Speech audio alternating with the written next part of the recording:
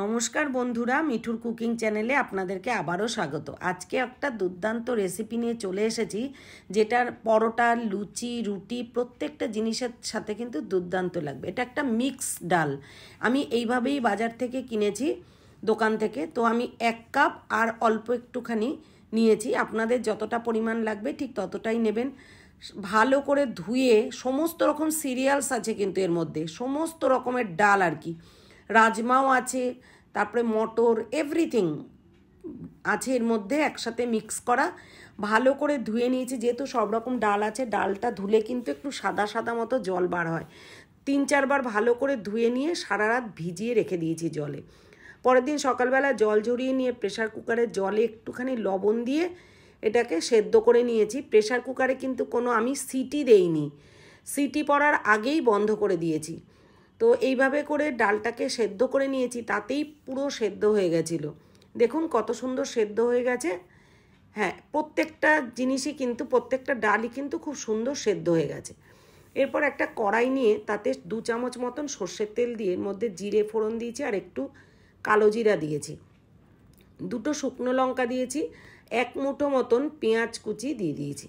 দিয়ে পেঁয়াজটা একটু ভালো করে নাড়াচাড়া করে নিয়েছি, যতক্ষণ না একটু ভাজা ভাজা হয়, মানে পুরো লাল করে ভাজিনি। তার আগেই একটা টমেটো কুচি করে দিয়ে দিয়েছি। আমি সবসময় টমেটোর দানা ছাড়িয়েই দিই।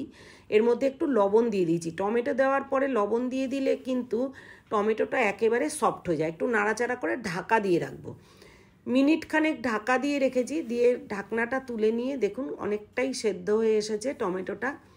এরপর ভালো করে নাড়াচাড়া করে নিয়ে মিক্সিতে একটা মশলার পেস্ট বানিয়ে নিয়েছিলাম। এর মধ্যে পেঁয়াজ, 1/2 ইঞ্চি মতন আদা, 1 মুঠো মতো রসুন কোয়া দিয়ে ভালো করে, আর কাঁচা লঙ্কা দিয়ে ভালো করে পেস্ট বানিয়ে রেখেছিলাম।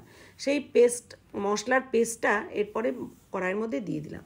দিয়ে 1 চামচ জিরের গুঁড়ো, 1 চামচ ধনের গুঁড়ো, 1 চামচ লঙ্কার গুঁড়ো আর একটু হলুদ আর মিষ্টির জন্য একটু গুড়ের ডাস্ট দিয়ে মিক্সিটা ধুয়ে অল্প একটু জল দিয়ে ভালো করে কষে নিতে হবে।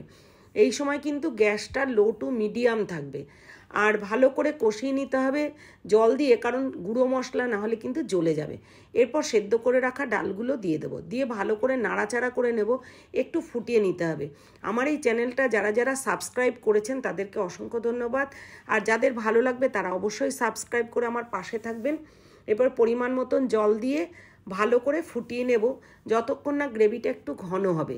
তো খুব বেশি ঘন করব না, নামিয়ে নিলে কিন্তু একেবারেই থকথকে হয়ে যাবে। ঠিক এই অবস্থায় আমার রান্নাটা প্রায় কমপ্লিট। ওপর থেকে একটু গরম মশলার গুঁড়ো দিয়ে দিয়েছি, যেই গরম মশলাটা আমি ঘরেই গুঁড়ো করে নিয়েছিলাম, ভালো করে শুকনো খোলায় টেলে নিয়ে।